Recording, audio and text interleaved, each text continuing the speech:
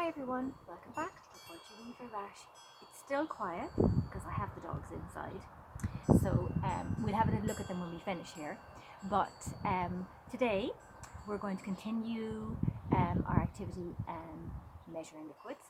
But we're not going to use our measuring jug today using a whole litre or 1,000 millilitres, half a litre or 500 millilitres, or a quarter of a litre, 250 millilitres.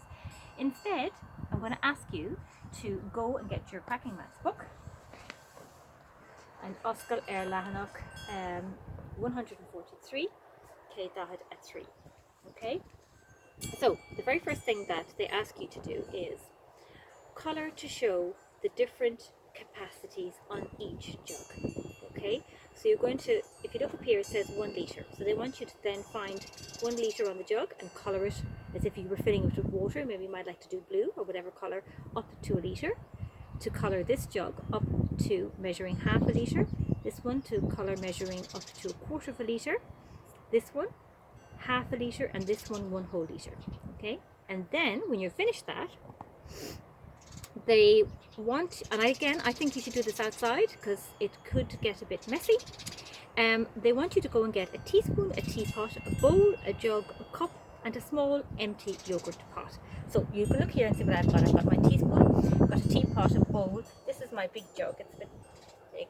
And we've got a cup, and this is, again, I didn't have yogurt, so this is something close to it. This is probably a little bit bigger than a yogurt carton, but something about that size. Okay, so what they want you to do is to, and I'd ask you to maybe the best thing to do would be to get your jug of water like this, and you can maybe fill it up to a litre if you like, and you can put this on the side.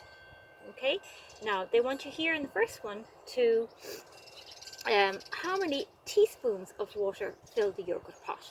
Okay, so you go and get your teaspoon, and you could here, pretend the soap, you could scoop it out and fill it up. Okay, it may be messy, but anyway, and you can then put your answer in here. How many teaspoons did it take to fill it? Okay, the next one is how many teaspoons does it take to fill the cup? You might actually estimate first, guess first, and then see if you were right, and write in the answer here. How many cups?